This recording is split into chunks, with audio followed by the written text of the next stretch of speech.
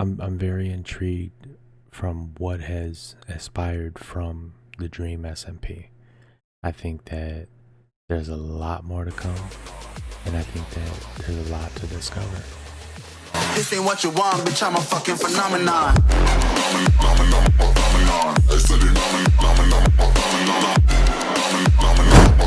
Yo, welcome to the channel, ladies and gentlemen. It's AGB, and we about to sit here and watch Game Theory, the Dark Future of the Dream SMP. So, stay tuned, it's about to get good.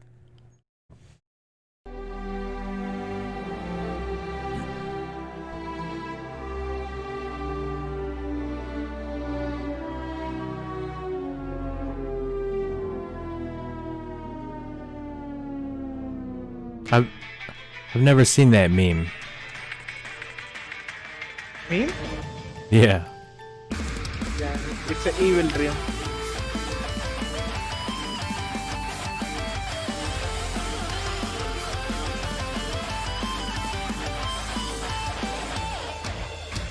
Hello, Internet! Welcome to Game Theory, the show that's like a baby zombie, small and unassuming, but persistent and dangerous. Today, I'm here to talk about the Dream SMP. And now that I've said that, I'm sure that all of my viewers probably fall into one of two camps. Those yelling, "At last our prayers are answered," and those that are wondering what the heck I'm talking about. So at this point, if you care at all about Minecraft or YouTube or Minecraft YouTubers, you've probably heard of a guy named Dream. He's become famous for a lot of things, including manhunt videos, unsolved mystery videos, as well as an appearance on one of this channel's very own Minecraft lore videos. Excuse me, why is there a big neon green block creature in my video? But one of the things that's really blown up over the course of the last year is the Dream SMP, or Survival Multiplayer Server. So you might be thinking, survival multiplayer server, so it's just Dream playing Minecraft with a lot of his friends, and, well, yeah, sort of. The truth is that the Dream SMP is to Minecraft survival multiplayer what professional wrestling is to, well, the sport of wrestling, which is to say it's structured improv. There's a story here made by a team of writers. Yeah, writers plural. It's not to say that everyone's reading from a script. While the broad strokes of the plot are planned out, all of the connective tissue between those major plot beats is improvised. And of course, there's room for plenty of unexpected gameplay moments. No. My thing! That wasn't in the script. That wasn't in the script. Just wait. That wasn't in the script. Ladies and gentlemen, in the world of professional wrestling, that is what we call a shoot, or a moment in professional wrestling that's unplanned, unscripted, or just an actual real-life occurrence. Am I ruining this for anyone in the audience? We all know that professional wrestling is scripted, right? Trying to summarize the timeline of the Dream SMP is like trying to summarize the timeline of the 20th century. If I tried to start, I'd have to cover the birth of a nation in no fewer than 4 separate wars. And that's not me making a joke or trying to make an analogy here. A lot of the story here is political in nature, with the ongoing narrative being one of a nation in turmoil, with warring political factions trying to gain power over the populace by any means necessary. And all of it is taking place within live streams. Lots and lots of very long live streams. There have been over 30 people involved in this thing, with the narrative playing out over hundreds of hours of live streaming. Actually, just saying hundreds of hours is understating it, because totaling up all the live streams across multiple channels to see the POV of multiple participants already gives you close to 100 videos to watch, and any one of those could be upwards of 6 to 8 hours in length. It feels almost impossible to catch up with this thing too, considering how often new live streams are happening. Seriously, I feel like I have to put a disclaimer here that the script for this video is being written right before Christmas, which almost guarantees that by the time it comes out, the things I'm predicting have either been proven right or horribly wrong. At the same time, I couldn't not talk about this thing. It was, without question, the biggest thing happening in gaming in 2020, just behind Among Us. A group of friends blowing up together on Twitch because they're using Minecraft to create an ongoing improv narrative is incredible and absolutely worthy of attention. Plus, I was getting a lot of requests on Twitter to do a theory about this, and I didn't want to ignore you guys. At MattPatGT, by the way. Plus, I'm a musical theater nerd. I hear a Hamilton reference, I like it. I practice law. Wilbur, work next door. Even though we started at the very same time, TOMMYINIT began to climb. How to account for his rise to the top? Man, the Hamilton references are non-stop. And since we are on the subject of Hamilton, Hamilton the musical actually provides a really good framework for how to approach telling a story with the scope of everything that's happening in the Dream SMP. Much like Hamilton took a series of history-defining events spanning several decades and condensed it down into a 3-hour musical character study, this theory is going to be taking a series of events spanning several months of 6+ hour long live streams and condense it down into, well, something kind of resembling a character study centering on one specific hero. And spoilers for those of you who don't know the ending of Hamilton, but this story also ends in tragedy. In short, today's video is all about who history has had its eyes on and who you should have your eyes on going forward in the Dream SMP. And spoiler alert, he's already dead. And with that intro, allow me to tell you the tragic tale of the rise and fall of a tyrant and why he might be poised to rise once again, this time from beyond the grave. For a bit of background, there are several major factions that exist within the Dream SMP, the largest of which is, confusingly enough, named Dream SMP. For the sake of clarity, most have taken to referring to this faction as the Greater Dream SMP, and I'm gonna follow their lead. It's the closest thing to being a neutral faction, almost a sort of default faction for the characters who haven't split off to do their own thing. As you might guess, it's led by its founder, Dream. Dream also gets executive veto over who's allowed in the server. For instance, back in July, when Jay Schlatt joined the server for the first time, he was banned very shortly after, since Dream didn't know him. When it's your party, you get to decide who's on the guest list, I suppose. The first major faction to declare its independence from the Greater Dream SMP was L'Manberg, back in late July, with the war for independence between L'Manberg and the Dream Team faction finally settling in early August. L'Manberg started as an autocratic nation-state with self-appointed dictator, President Wilbur Suit, presiding with TOMMYINIT as his right-hand man. However, that dictator for life thing didn't really pan out long-term. After all, a ruler only rules by the consent of the governed, and despite the fact that Wilbur Suit had declared himself supreme leader, the citizens weren't taking his orders all that seriously. So what do you do if you want to shore up legitimacy as a ruler? You hold a democratic election. I'm running for president. The reason I'm running for president is because, well, I felt like it was unfair of me to decide myself to be a dictator. Okay, so maybe if you want to believe the man himself, it was because he grew a conscience. Anyway, Wilbur Soot, joined by TOMMYINIT as his running mate, ran as the Politicians of Gaming, or POG for short. The problem with democratic elections is that, well, people can run against you. Quackity, who'd been up to that point a L'Manberg outsider, decided to run against him because, well, you've got to have yourself an opposition party. My name is Quackity, and I'm running for president simply because I didn't think it was fair for Wilbur Soot to run a one-party democratic election, or so democratic as he wants to call it. It's very unfair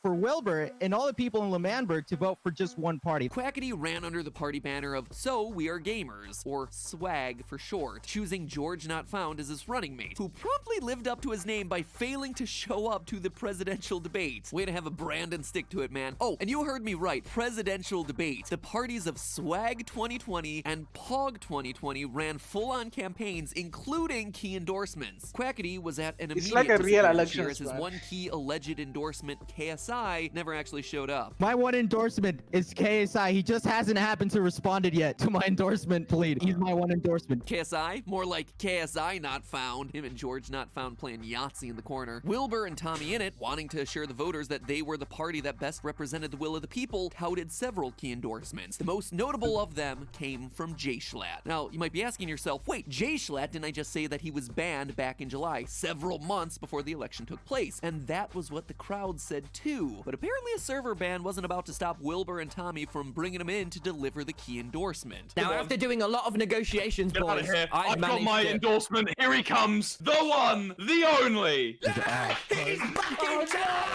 Except Jay Schlatt's endorsement speech went very quickly off the rails. Democracy is overrated. You The think script. you need a president? I'll be my own president. Stick to the script. Off the stage, please. Off the stage. Anyway, with this wild card entering the race, things had thoroughly gone to chaos. With Jay Schlatt actually challenging him, Wilbur and Tommy decided to resort to political horse trading. In order to avoid the possibility of a Jay Schlatt presidency, why not invite SWAG 2020 to join POG 2020 to form a giant super party, SWAG? A fusion event so great that it would be guaranteed to beat Jay Schlatt. Unfortunately, it backfired. The good news was that Quackity, who didn't actually want to be president and was only running running as a challenger to Wilbur, was willing to give his party's votes to another party. The bad news was that he chose J-Schlatt. I was enticed by your swag idea until you immediately admitted to me that you would only use me for votes. You guys have clearly been trying to use me this entire time. So it's Schlatt 2020. It's the kind of thing that makes you think maybe from the start that this was all a ruse by J-Schlatt, promising to endorse Pog 2020 only to get himself unbanned and then enter the fray and take over for himself. The man over here has executed some epic big brain maneuvers. In the end, Pog 2020 won 45% of the vote, Swag 2020 won 30% of the vote, J-Schlatt won 16% of the vote.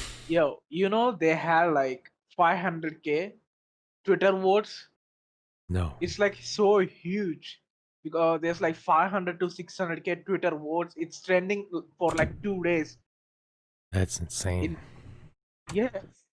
Yeah, I have no clue. With Swag giving its votes to J-Schlatt, J-Schlatt wins the election with a combined total of 46%, barely beating out Pog's 45%. And that is where the reign of terror begins. J-Schlatt, having effectively hijacked the democratic process, decided that it was time to run the old party out of town. My first decree as the president of Lemanberg, the emperor of this great country, is to revoke the citizenship of Wilbur Soot and TOMMYINIT. Get him out of here. Wilbur Soot and TOMMYINIT were exiled. The Pog 2020 campaign was no more, but it lived on in spirit within the nation of Pogtopia, building their own secret base of operations and working with a few members of the administration who managed to avoid exile. That's right, they had a spy on the inside of J-Schlatt's operation, and that spy's name was TUBBO. Despite winning the election, J-Schlatt wasn't really winning over the people. You know, calling democracy a lie, immediately exiling half the population ain't gonna win you too many friends. So to get a few popularity points, he began planning the Manberg Festival as a celebration of democracy, with TUBBO to plan the events and deliver the keynote speech. TUBBO and the old guard seized the opportunity to upstage the festival by placing TNT under the event stage.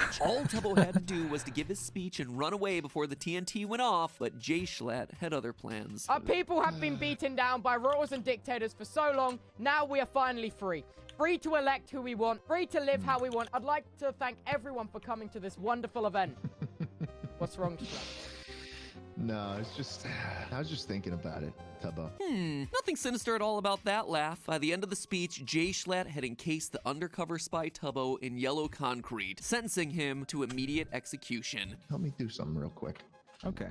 Schlatt, what are you? Yeah. Schlatt, what are you doing? Tubbo, Yeah? I know what you've been up to. Actually, With the tyrants that we kicked out of this server, that we kicked out of this great country. Do you know what happens to traitors, Tubbo? TUBBO was sentenced to death by rocket launcher, with TUBBO's ally Technoblade being the one to serve as executioner. There was a little accidental collateral damage, with J-Schlatt also dying in the explosion, but don't worry, he got better. Across all of these events, one thing should be painfully clear. J-Schlatt is, in D&D terms, totally lawful evil. Wilbur Soot, not the character, but the out-of-character writer, who's the closest thing we have to a creative authority for this chapter of the SMP, confirmed in a Reddit post, quote, Schlatt is very lawful evil. Oh yeah, Schlatt it's follows nice. one creed. I was elected fairly. I will rule until I lose the next election. He uses this power malevolently to assert dominance and punish rebellious factions. Emphasis on punishment. Schlatt isn't very concerned with keeping order or even maintaining justice. His priority is delivering suffering and pain to those he sees as deserving it under the law. Now, after this failed attempt at insurgency, it was only inevitable that J-Schlatt's Manberg would go to war with Pogtopia, with J-Schlatt's reign of terror coming to an end in the most anticlimactic way possible, running away from the fighting, stumbling into the hot dog van that originally served as the nexus for Wilbur Soot and TOMMYINIT's drug empire, getting drunk and experiencing what appeared to be a stroke or a heart attack. Anybody smell toast? For those of you who don't know, smelling toast is actually a classic symptom of having a stroke. Anyway, the much beloved leader received a massive funeral, with everyone behaving with exactly the level of reverence and decorum that you'd expect them to show for J-Schlatt. His entire body was picked apart and taken. What remains weren't taken as souvenirs, were recovered by Quackity as part of a plot of his own. I have a plan. Within my possession are all 5 of J-Schlatt's bones. I busted that grave open and I took it. Wait,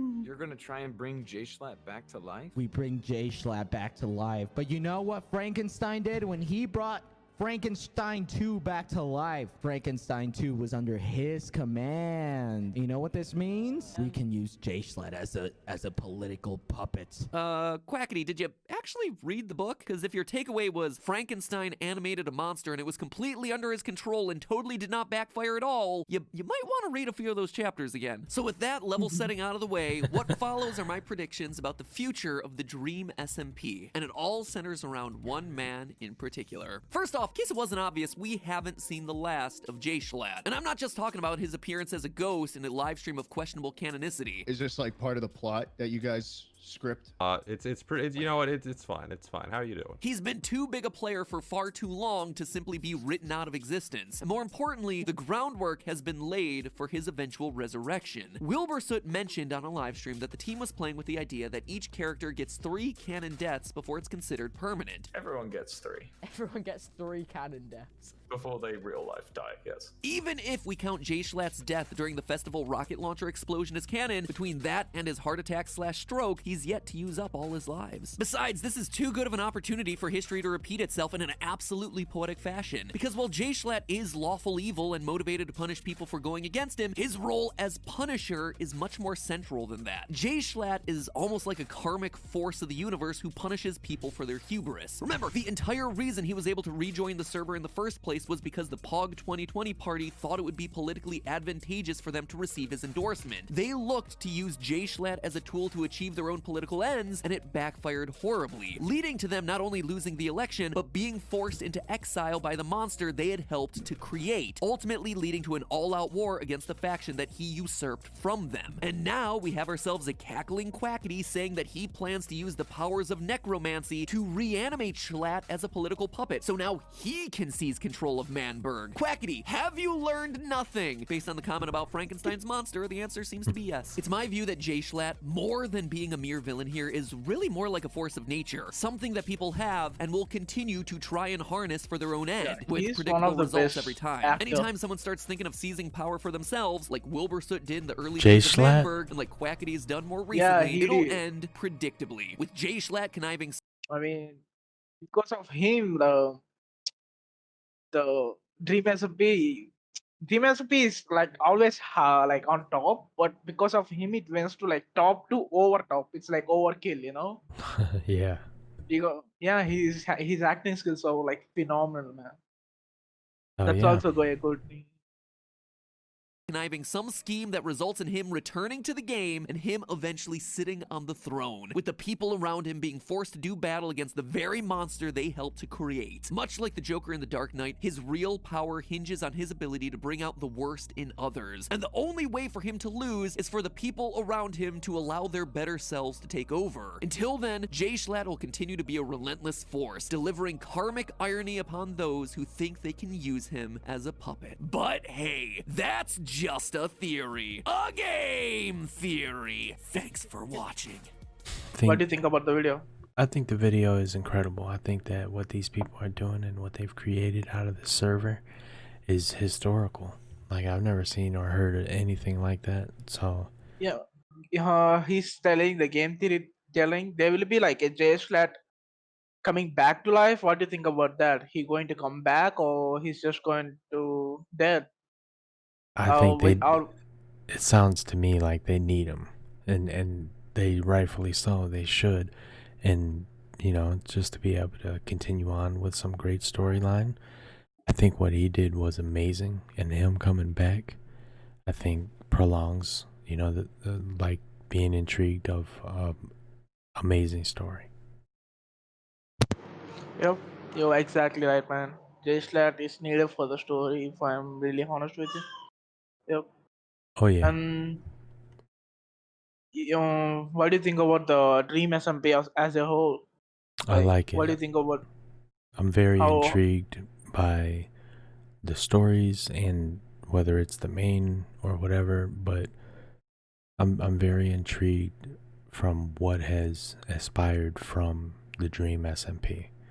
I think that there's a lot more to come, and I think that there's a lot to discover. And I can't wait to see more about it. You're absolutely right. Yeah. What do you think about it? Yeah, I think it's amazing, man, how they can create something so amazing just through role playing in a Minecraft. Like I agree. they're spending so much time and effort, and it's just getting paid off because the main thing is like they have like a main story, just like a what's going to start and what's going to end. In the middle, it's just they're just acting, they're just being themselves, and it playing good.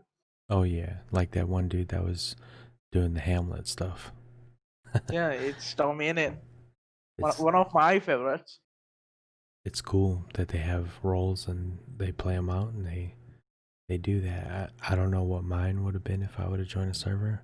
I kind of feel like I would have been banned. Or I would have been president. I don't know. But yeah, definitely for those of you that are new to the channel, we just started this up on Christmas, and I want you to know that I do stream on Twitch. I'm live all the time. And I definitely appreciate all of the comments, all of the requests, everybody, each and every one of you. My last video blew up thanks to the Dawn of the 16th, SADIST. The reaction video that I made on that was huge, and we're going to be seeking to bring more content. And if you really want to be a part of what we're doing, subscribe and leave a comment. Tell me your thoughts, tell me your requests, whatever you decide. But we're here for the people. So with that being said, we got plenty of more projects and more stuff to come. Maybe even another channel, but definitely dial in. That's a wrap on that. And until next time, I will see you guys. Thanks for tuning in. Peace till the next time. This ain't what you want, bitch, I'm a fucking phenomenon.